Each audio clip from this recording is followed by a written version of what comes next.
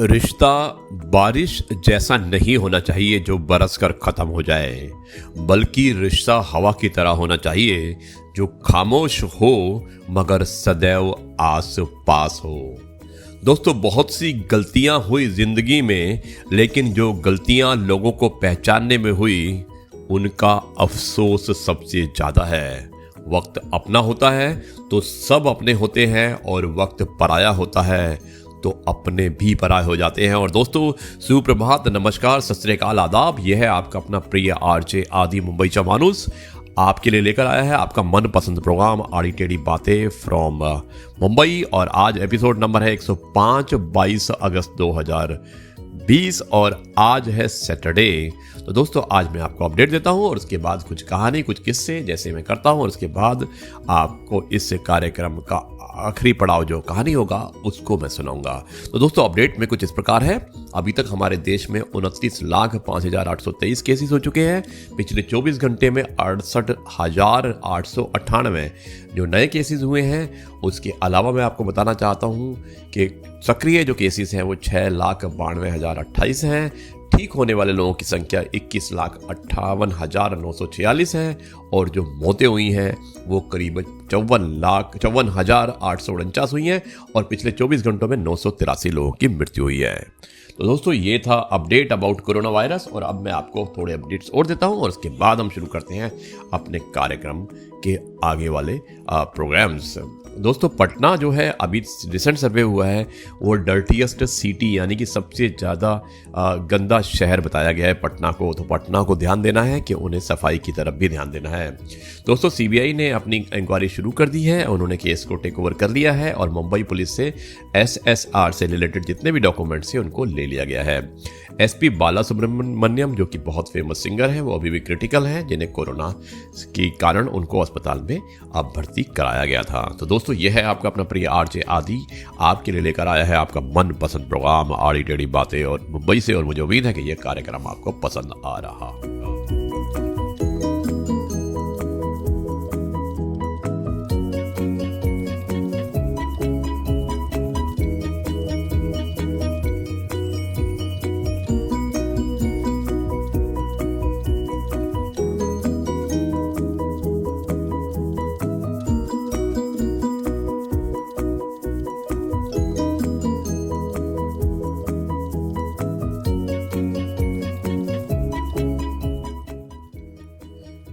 दोस्तों, यह है आपका अपना प्रिय आरजे आदि, और अब आपको सुनाना चाहता है कुछ बातें जिसमें हमने बेटी के बारे में कुछ लेख है हमारे पास में, और हम आपको बताना चाहते हैं उसके बारे में। अब आप ध्यान से सुनिएगा। इस लेख का शीर्षक है बेटी। बेटी यानी कि डॉटर। विधाता ने जब किसी बेटी को बनाया होगा, मानव निर्माण के लिए इस धरती पर छोड़ने आया होगा। उस दिन विधाता भी सारी रात नहीं सोया होगा, और बेटी की जुदाई में फूट फूट कर रोया होगा। कई जन्मों की जुदाई के बाद बेटी का जन्म होता है, इसलिए तो कन्यादान करना सबसे बड़ा पुण्य होता है। बेटी पिता व पति दोनों के घर का सम्मान रखती है, चाहे पत्थर पड़े, चेहरे पे भी मुस्कान रखती है। बेटी की आत्मा से उस दिल की दुआओं के फूल बरसते हैं। बेटी की आत्मा से उस दिन भी दुआओं के फूल बरसते हैं जिस दिन राखी के कच्चे धागे भाई की कलाई को तरसते हैं। माँ बाप के दखल से बेटी के कई ख्वाब पूरे नहीं होते। माँ बाप के दखल से बेटी के कई ख्वाब पूरे नहीं होते, फिर भी बेटी की नज़र में माँ बाप कभी बुरे नहीं होते। दिल में खुशी मगर चेहरे पर गम की परछाई होती है। कठोर दिल बाप भी रो देता है जब बेटी विदाई होती है। बेटी माँ बाप की खुशी की हमेशा दुआ मांगती है। वो दुख में हो या दुख में, वो सुख में हो या दुख में, हर चौखट पर उनका रास्ता निहारती है। हे ईश्वर, मेरा आपसे बस इतना ही है कहना, आप कुछ दो या ना दो, हर घर में एक प्यारी सी बेटी जरूर देना। हर घर में एक प्यारी बेटी जरूर देना। Respect girls, respect daughters, respect women. यही एक मैसेज हम देना चाहते हैं इस कविता के माध्यम से। दोस्तों, बदलता वक्त और बदलते लोग किसी के भी नहीं हुआ करते। यह मैंने आपको पहले भी बताया था कि सच्चा व्यक्ति ना तो नास्तिक होता है ना आस्तिक होता है, और सच्चा व्यक्ति हर समय वास्तविक होता है। और ये बेटी का आपको कैसा लगा ये पोयम, आप मुझे जरूर बताइएगा। और अब मैं इस कार्यक्रम को आगे बढ़ाता हूँ। दोस्तों, विद्वता पर कभी घमंड नहीं करना चाहिए। यही घमंड विद्वता को नष्ट कर देता है। दो चीजों को कभी भी व्यर्थ नहीं जाने देना चाहिए, अन्न के कण और आनंद के क्षण। हमेशा ऐसे व्यक्ति को संभाल के रखिए जिसने अपने ये तीन चीजों को समर्पण दिया है, प्यार, समय और समर्पण। दोस्तों, यह है आपका अपना प्रिय आरजे आदि, और आपके लिए लेकर आया है आपका मनपसंद प्रोग्राम आड़ी टेढ़ी बातें। दोस्तों, अब मैं एक छोटी सी कविता सुनाना चाहता हूं जो प्रेम से संबंधित है। और प्रेम की कई भाषा होती हैं और हम इन भाषाओं को बताना चाहते हैं इस कविता के माध्यम से। तो सुनिएगा ये कविता। सुदामा के चावलों में दखल ना थी, प्रेम था। मालिनी कुब्जा की कोई शक्ल ना थी, प्रेम था। धन्ना की पूजा में कोई अकल ना थी, प्रेम था। और मीरा के कीर्तन में कोई नकल ना थी, प्रेम था। कौन से हीरे जड़े थे नरसी की करताल में, क्या बांधकर लाया था निर्धन फटे हुए रुमाल में। वन में जाकर भी खाया द्रौपदी के थाल में, नित नित माखन लूटा गोपियों के जाल में। जिसके झूठे बेर खाए उसकी क्या बिसात थी, विदुरानी के छिलकों में भी प्रेम की ही तो बात थी। विदुरानी के छिलकों में भी प्रेम की ही तो बात थी। तो दोस्तों, ये प्रेम था, ये प्यार था, ये इश्क था, ये ईश्वर के प्रति प्रेम था। और इस प्रेम को हम सबसे बड़ा प्रेम कहते हैं। दोस्तों, संसार में सुई बनकर रहें। संसार में आप सुई बनकर रहें, कैंची बनकर नहीं। सुई दो को एक कर देती है और कैंची एक को दो कर देती है। ज़मीर हमेशा सच्चाई से महकते रहना चाहिए। ज़मीर हमेशा सच्चाई से महकते रहना चाहिए, क्योंकि कागज के फूलों पर तितलियां नहीं बैठा करती। हमेशा ऐसे व्यक्ति को ही आपको प्यार करना चाहिए जो आपको ये तीन चीजें देता है जो मैंने पहले भी बताया था, प्यार, समय और समर्पण। इसलिए आप हमेशा उसी इंसान को प्यार कीजिए। दोस्तों, एक बार एक व्यक्ति ने एक संत से पूछा कि हम ईश्वर के आगे सिर क्यों झुकाते हैं। तो संत ने बड़ा सुंदर सा उत्तर दिया। उसने कहा, हमारी चिंताएं हमारे मस्तिष्क पर निवास करती हैं, और जब हम ईश्वर के आगे सर झुकाकर प्रणाम करते हैं तो वो चिंताएं हमारे मस्तिष्क से गिरकर ईश्वर के चरणों में पहुंच जाती है और हम चिंताओं के बोझ से मुक्त हो जाते हैं। सारी दुनिया कहती है कि हार मान लो, सारी दुनिया कहती है कि हार मान लो, लेकिन दिल धीरे से कहता है, एक बार कोशिश कर, तू जरूर जीत सकता है। एक बार तू कोशिश कर, तू जरूर जीत सकता है। दोस्तों, अहंकारी व्यक्ति कभी क्षमा नहीं मांग सकता। कमजोर व्यक्ति कभी क्षमा नहीं कर सकता। क्षमा मांगना नम्र व्यक्ति का गुण है और क्षमा करना शक्तिशाली व्यक्ति का गुण है। कुछ इकट्ठा भी उन्हीं के पास होता है, कुछ इकट्ठा भी उन्हीं के पास होता है जो बांटना जानते हैं। फिर चाहे भोजन हो, प्यार हो या फिर हो सम्मान। दोस्तों, यह है आपका अपना प्रिय आरजे आदि कश्यप, और आपके लिए लेकर आया है आपका मनपसंद प्रोग्राम आड़ी टेढ़ी बातें। और मुझे उम्मीद है कि यह आपको प्रोग्राम पसंद आ रहा होगा। यह है आपका अपना प्रिय मुंबईचा मानुस।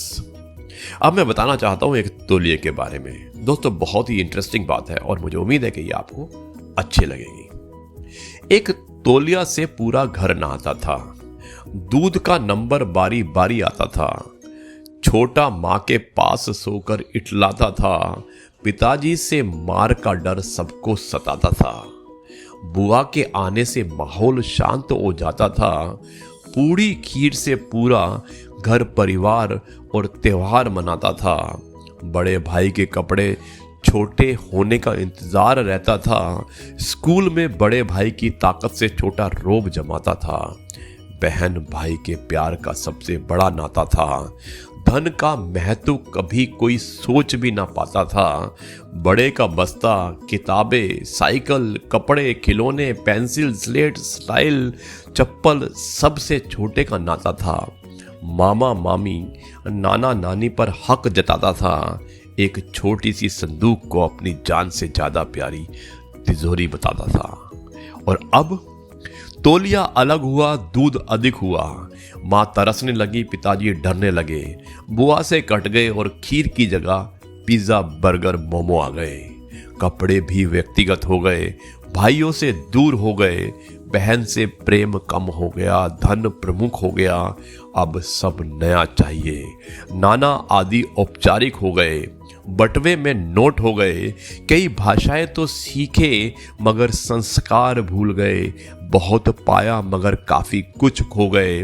रिश्तों के अर्थ बदल गए। हम जीते तो लगते हैं पर संवेदनहीन हो गए। हम जीते तो लगते हैं पर संवेदनहीन हो गए।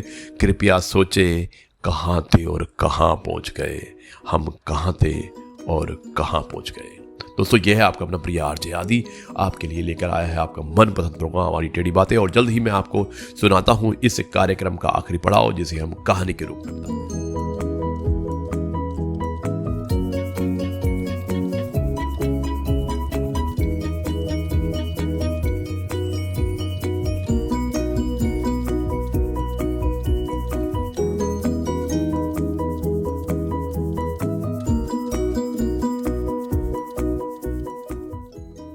दोस्तों, आज की कहानी का शीर्षक है कान की व्यथा, यानी कि हमारे ईयर्स, जो कान जो होते हैं उनके बारे में।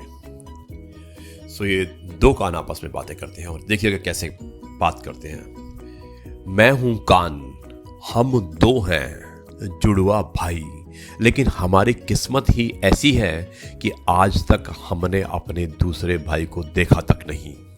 पता नहीं कौन से श्राप के कारण हमें विपरीत दिशा में चिपका कर भेजा गया है। दुख सिर्फ इतना ही नहीं है, हम जिम्मेदारी सिर्फ सुनने की मिली है। हमें जिम्मेदारी सिर्फ सुनने की मिली है। गालियां या तालियां, अच्छा या बुरा, हम सब सुनते हैं। धीरे धीरे हमें खूंटी समझा जाने लगा। चश्मे का बोझ डाला गया, प्रेम की डंडी को हम पर फंसाया गया। ये दर्द सहा हमने। क्यों भाई, चश्मे का मामला आंखों का है तो हमें बीच में घसीटने का मतलब क्या है।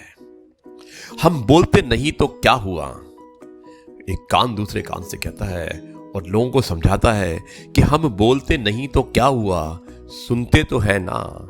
हर जगह बोलने वाले ही क्यों आगे रहते हैं। बचपन में पढ़ाई में किसी का दिमाग काम ना करे तो मास्टर जी हमें ही मरोड़ते हैं। जवान हुए तो आदमी औरतें सबने सुंदर सुंदर लौंग, बालियां, झुमके आदि बनवाकर हम पर ही लटकाए हैं। छेदन हमारा हुआ और तारीफ चेहरे की हुई। वाह! और तो और श्रृंगार देखो, आंखों के लिए काजल, मुंह के लिए क्रीमें, होठों के लिए लिपस्टिक। और हमने आज तक कुछ मांगा हो तो बताओ। कभी किसी कवि ने, शायर ने कान की कोई तारीफ की हो तो बताओ। इनकी नजर में आंखें, होंठ, गाल, यही सब कुछ है। हम तो जैसे किसी मृत्यु भोज की बची हुई दो पूड़ियां हैं जिसे उठाकर चेहरे के साइड में चिपका दिया जाता है। और तो और कई बार बालों के चक्कर में हमें भी काट डालते हैं। हमें डिटॉल लगाकर पुचकार दिया जाता है। बातें बहुत सी हैं, किससे कहें। कहते हैं दर्द बांटने से मन हल्का हो जाता है। आंख से कहूँ तो वे आंसू टपकाती है, नाक से कहूँ तो वो नाक बहाता है, मुंह से कहूँ तो वो हाय हाय करके रोता है। और बताऊं, पंडित जी का जनेऊ, टेलर मास्टर की पेंसिल, मिस्त्री की बची हुई गुटके की पुड़िया, सब ही तो संभालते हैं हम। और आजकल ये नया नया मास्क का झंझट भी हम पर ही झेल रहा है। कान नहीं, जैसे पक्की खूंटियां हैं हम। और कुछ भी टांगना हो, लटकाना हो तो ले आओ भाई, तैयार है हम दोनों भाई, तैयार है हम दोनों भाई। तो दोस्तों ये थी कहानी दो कानों की, जिन्होंने अपनी व्यथा बताई है और जिन्होंने कहा है कि हमें किस तरह से इस्तेमाल किया जाता है, लेकिन हमारी तारीफ कभी नहीं की जाती है। तो दोस्तों अब मैं इस कार्यक्रम को यहीं पर समाप्त करता हूं, और समाप्त करने से पहले आपको कहता हूं कि समय समय पर भूकंप के झटके देकर प्रकृति यही संदेश देती है, आप सभी किराएदार हो, मालिक बनने की कोशिश मत करना। हर पेड़ फल दे ये जरूरी तो नहीं, हर पेड़ फल दे ये जरूरी तो नहीं, किसी की छाया भी बड़ा सुकून देती है।